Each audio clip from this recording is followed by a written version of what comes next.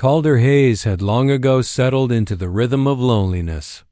It wasn't that he preferred it, only that it was the one thing in his life that never shifted beneath him. Seasons changed, cattle markets rose and fell, storms came with snarling winds. But his solitude remained steady, a companion he didn't have to answer to. His ranch lay at the edge of the Wyoming frontier, a stretch of land so wide and open it felt like the sky itself belonged to him. Yet for all its beauty, the place held a quiet ache, like a home built for a family that never arrived. Each morning before sunrise, Calder saddled his mare Daisy and rode out to check his herds. He spoke little, even to the hands he hired during roundup seasons, and returned each night to a house that echoed with its own emptiness. On the mantel sat a single-frame sketch of a woman his late fiancée, Lila. She died 8 years ago from a fever that burned too fast to fight. Calder never spoke of her, but he carried her memory in the quiet way he moved, in the gentleness that clung to him despite his stern exterior. His grief had been steady but manageable, and eventually it settled into a dull hum.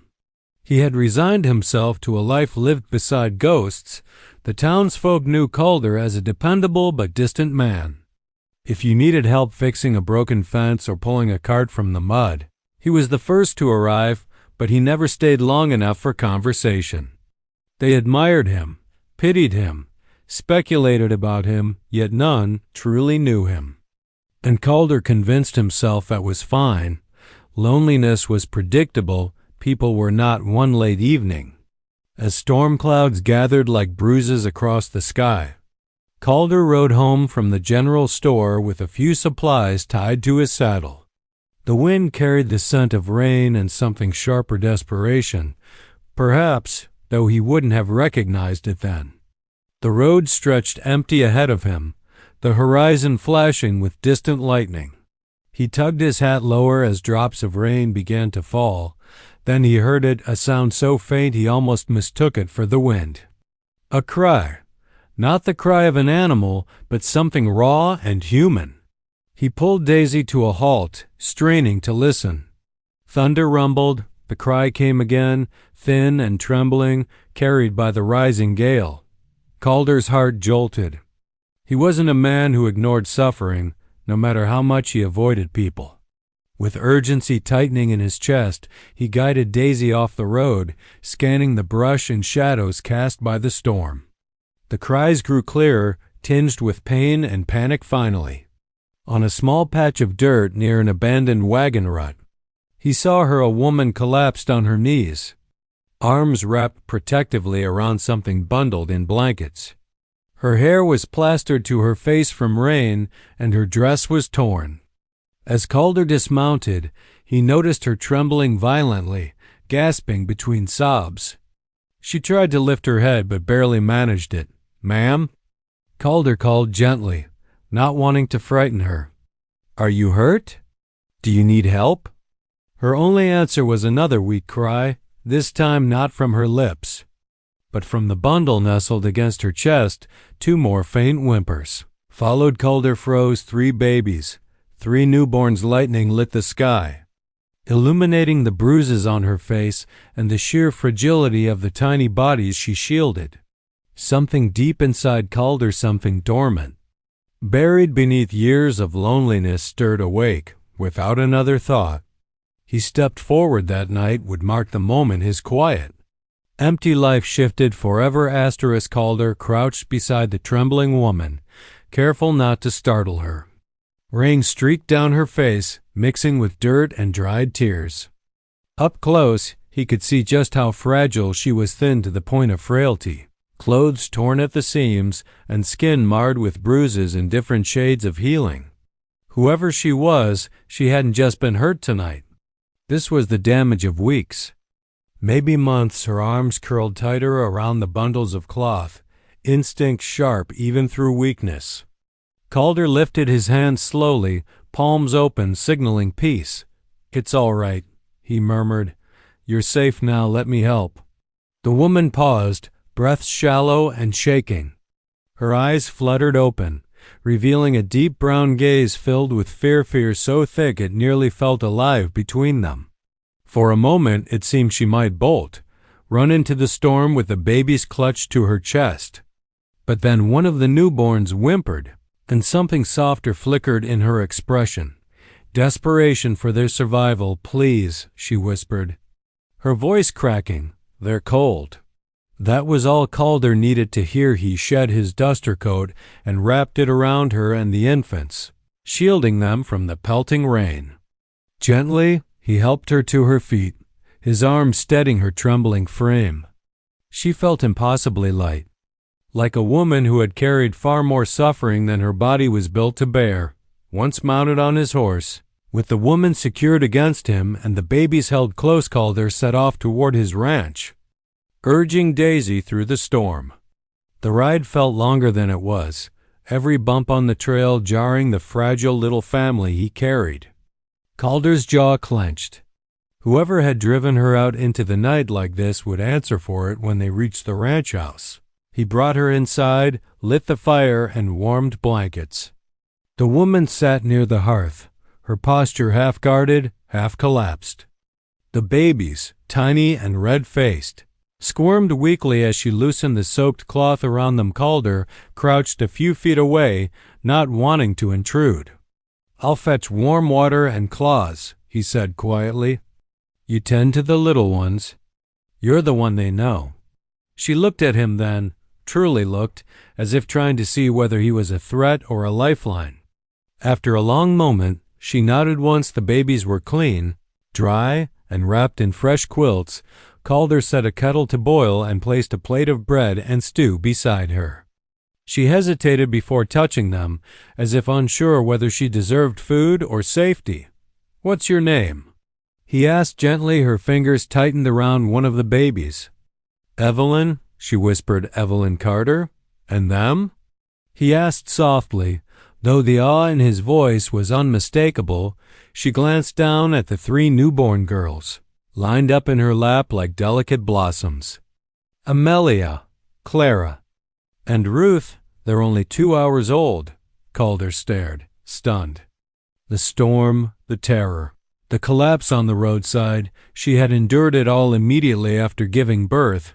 "How did you end up alone out there?" he asked, his voice low but steady, and then the truth came out in trembling waves. Evelyn's husband, a county treasurer, a man with power, reputation, and money, had raged violently when she bore daughters instead of the son he demanded. He called her cursed, unnatural. He blamed her for defying his legacy. When she refused to get rid of the girls, he beat her, berated her, and eventually cast her out into the cold with her newborns. "I ran because if I stayed, he would have taken them away," she whispered. Tears pooling in her eyes, Calder felt something harden inside him. Not anger alone, something fiercer, a conviction. "You're safe here," he said quietly but firmly. "No one is taking them from you, not while I'm breathing."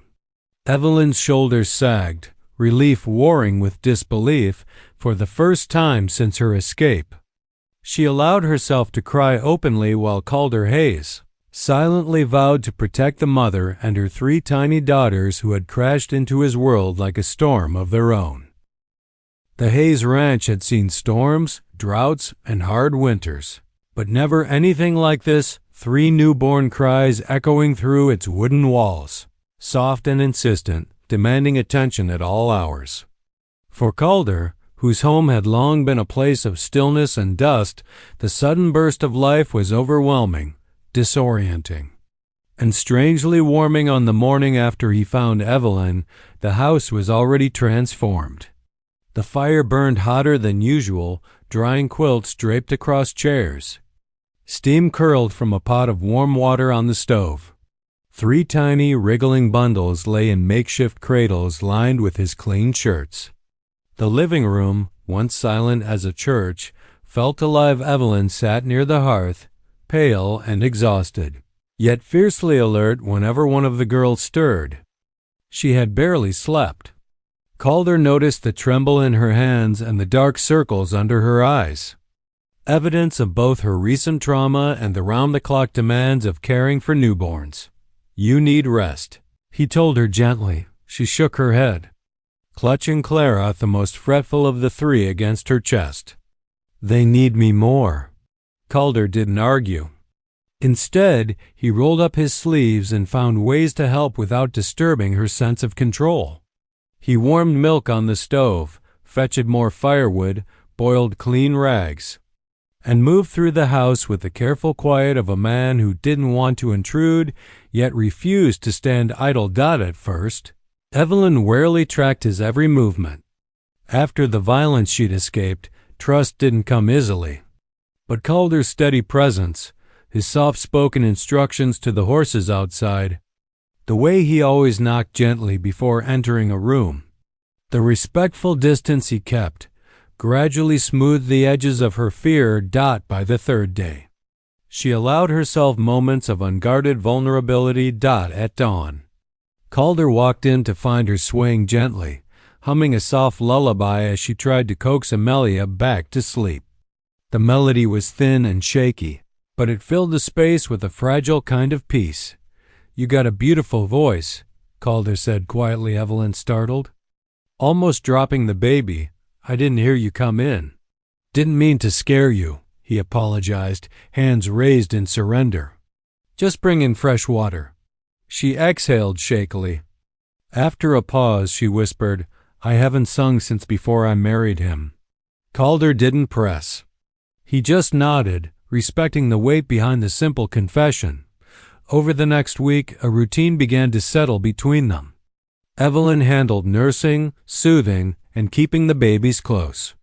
Calder took the night shifts warming milk, pacing the floorboards with whichever child was fussing the loudest, sometimes two at once.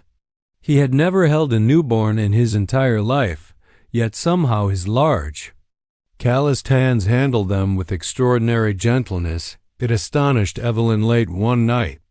She woke to the faint creak of footsteps and found Calder in the rocking chair, shirt rumpled, hair mussed, softly humming to Ruth.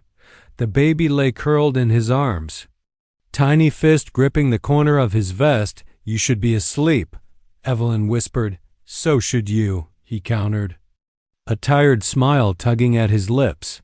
She hesitated by the doorway, then admitted softly, "I didn't expect kindness from another man again."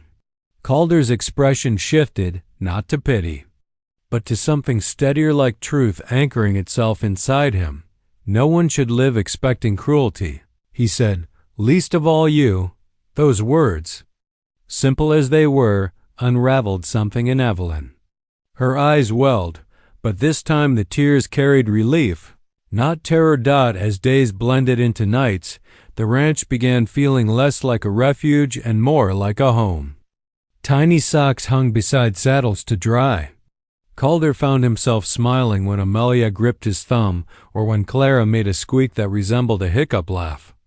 Even the horses pricked their ears curiously at the sound of newborn cries drifting through the open windows. Evelyn started walking without flinching, speaking without trembling. Her cheeks regained faint color. Her spirits, once hollowed out by fear, began to stir with cautious hope, and though neither of them said it out loud yet, they both knew it. The ranch's quiet days were over, replaced by something far better. For several peaceful weeks, Evelyn and the babies remained hidden away at the Hayes Ranch. The snow melted, the air softened, and the ranch settled into a nurturing rhythm, one built on quiet cooperation and unspoken trust. But peace, like spring, is fragile, and secrets, especially those tied to powerful men, rarely stay buried for long. Evelyn's husband, Charles Carter, the county treasurer, a man polished on the outside and rotten underneath, had played the worried husband at first, frantic that his wife had disappeared with their newborns. He questioned townsfolk, posted notices, and even offered rewards. But beneath the performance, his rage simmered, poisoning every action. He wanted Evelyn back, not out of love, but control. And he wanted the daughters he had rejected only to punish her for daring to protect them. Didn't take long before rumors floated into town. Someone had seen a lone rider carrying more than supplies along the old ranch road the night of the storm. Others whispered Calder's name. After all, everyone knew the quiet rancher lived close to the area Evelyn had last been seen.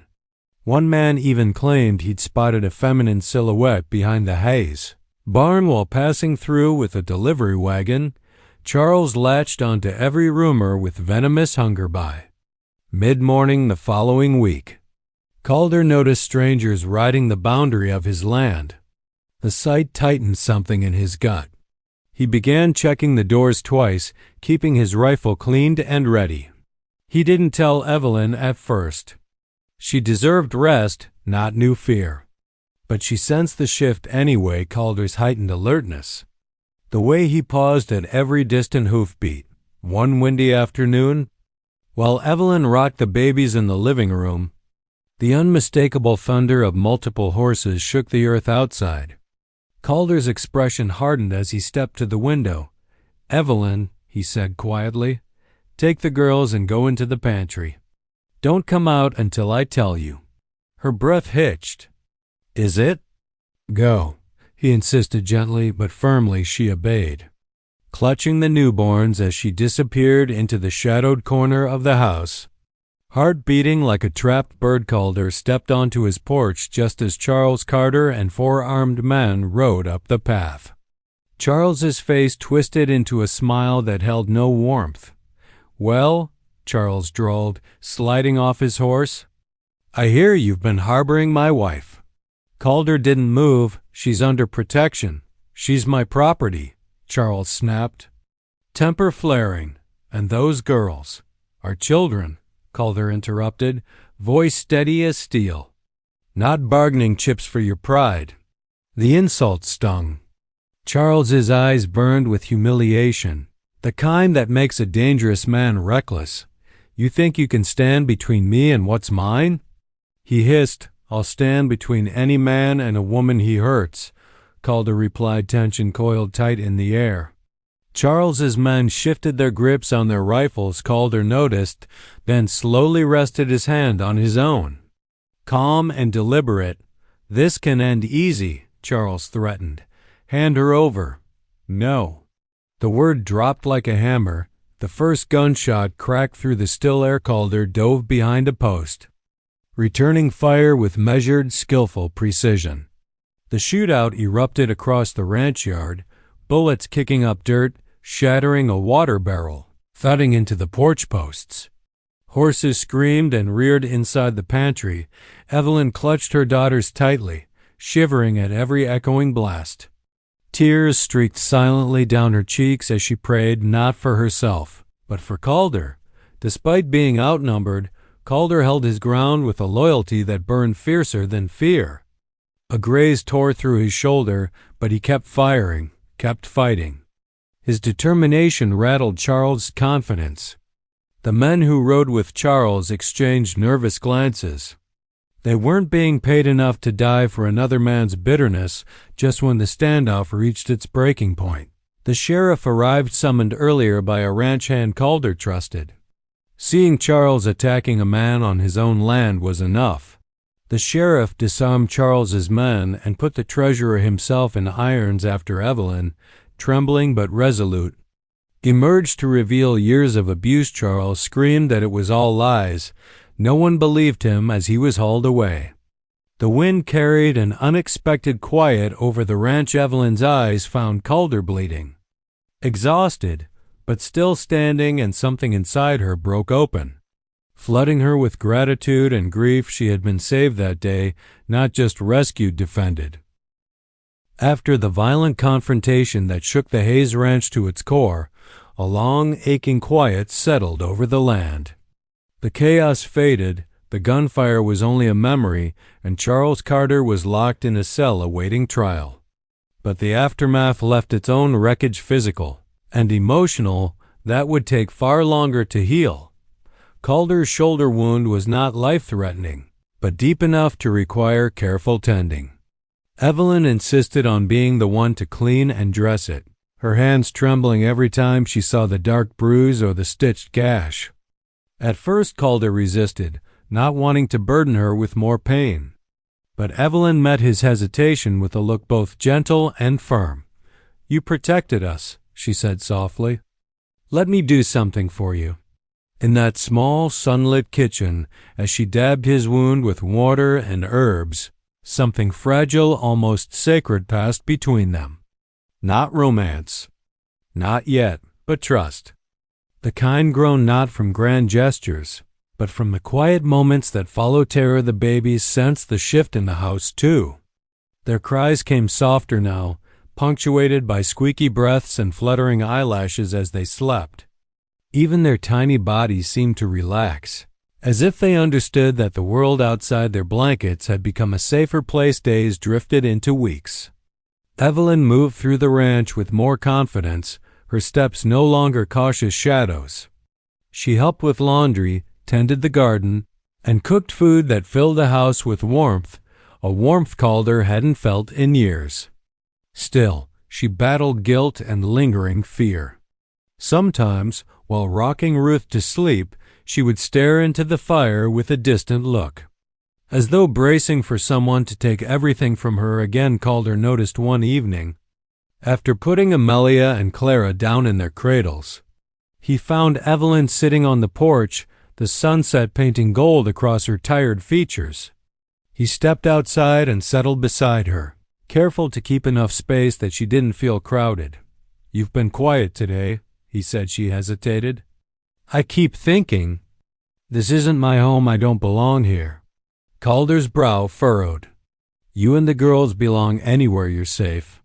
Evelyn's voice broke. "I'm afraid, Calder. Afraid that, if I stay, I'll take too much. That I'm nothing but trouble to you. And that one day you'll regret helping us." Calder turned to look at her fully then, his eyes soft in a way that made her chest ache. "Evelyn, my life was quiet before you came. Too quiet.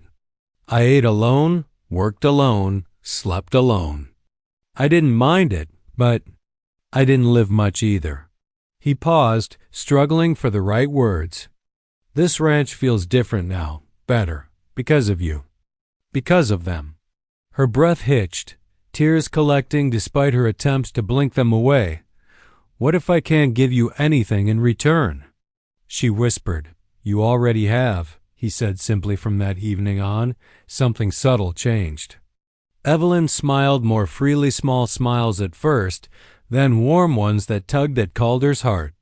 He found himself lingering in the house longer, helping her bathe the babies or sitting with her while she hummed them to sleep. They shared stories, moments, and sometimes comfortable silences where nothing needed to be said. As summer rolled in, Evelyn began envisioning a future she had never dared to dream of, one where she raised her daughters with joy instead of fear, where she lived without looking over her shoulder, where she could give love without punishment. And though she didn't voice it yet, part of that future included the quiet, steadfast man who'd fought for her, not because he had to, but because he believed she was worth fighting for. Calder felt it too. In the laughter of the girls, the gentle clatter of dishes in the kitchen, the warmth of Evelyn's presence. He saw the life he'd once thought lost forever, slowly rebuilding itself, a life that might become a family if she chose it. Summer deepened into a season of quiet miracles on the Hayes Ranch. The grass grew tall and soft. The horses grazed lazily under the warm sun, and inside the house, the 3 baby girls began transforming from fragile newborn bundles into bright, lively infants with curious eyes and tiny, determined hands. Their giggles filled spaces that had once held nothing but silence. Calder watched the changes with a mixture of awe and disbelief. He had spent years thinking his life would end as it had gone on, steadily, quietly, respectfully, lonely. But now, every morning began with soft coos or bouncing cries echoing down the hallway, and every night ended with the sound of Evelyn humming a lullaby while the girls rested against her chest. Life hadn't just changed. It had awakened. Evelyn, too, was healing. She had come to Calder's ranch with fear embedded in her bones, but slowly like frost thawing under sunlight her spirit brightened. Her laughter returned first, shy and tentative. Then her confidence. And finally, her hope. She tended the house with gentle pride and walked the land with growing ease, no longer shrinking from every shadow or raised voice, and through it all, Calder remained a steady presence, carrying firewood, fixing fences, feeding horses, and slipping inside the house to take over rocking a fussing baby whenever he noticed Evelyn was tired. He never pushed, never demanded, never assumed. His tenderness was quiet, but it was constant. And Evelyn felt safe not because he shielded her from the world, but because he stood beside her as she stepped back into it. As weeks passed, the unspoken bond between them thickened like honey slow. Warm and undeniably sweet one evening, just before harvest season, Calder returned from the fields to find Evelyn outside on the porch. Amelia crawled clumsily across a blanket, Clara chewed on the edge of a wooden spoon, and Ruth sat in Evelyn's lap, waving her little arms with delighted chirps. The sunset behind them washed the whole world, and gold. Calder stopped short, struck by the sight. The porch, the same one that had once held nothing but dust and loneliness, now brimmed with life, laughter, and possibility. "You look like you're seeing a ghost," Evelyn teased lightly, brushing a curl from her cheek. "Just thinking," Calder said, leaning against a post. "I never pictured this. Any of it." She smiled softly, though uncertainty flickered in her eyes. "Is it too much?" "No," he breathed the word. "It's everything I didn't know I wanted." Evelyn's gaze dropped, suddenly shy. She traced circles on Ruth's back. "I keep waiting for the moment it all disappears. That you'll decide this was just kindness, nothing more." Calder stepped closer, careful, gentle. "Evelyn, I don't do things out of obligation, not this." "Not you." Her breath caught.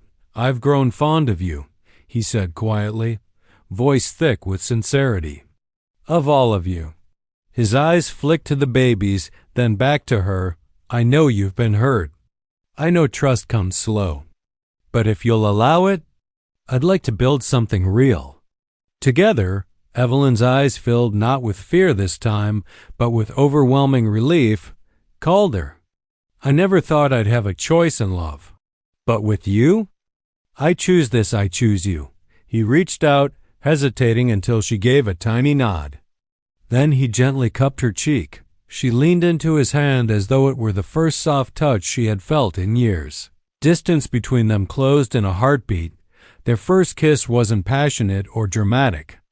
It was tender, quiet, steady, filled with gratitude and the promise of something lasting. A kiss that whispered home more than anything else behind them. Baby squeals broke the moment, drawing a breathless laugh from Evelyn. Calder chuckled too, shaking his head. "Seems we'll never get a quiet moment again," he said. "I don't want one," she answered softly months later. The ranch would see its first harvest with 4 new hearts beating inside its walls. Calder and Evelyn would stand together on their porch. Watching 3 toddling girls chase butterflies across the yard, life had given them pain, loss, and storms, but in the end, it had also given them each other and love, unexpected, gentle. And arriving in threes had made the Hayes Ranch a home at last.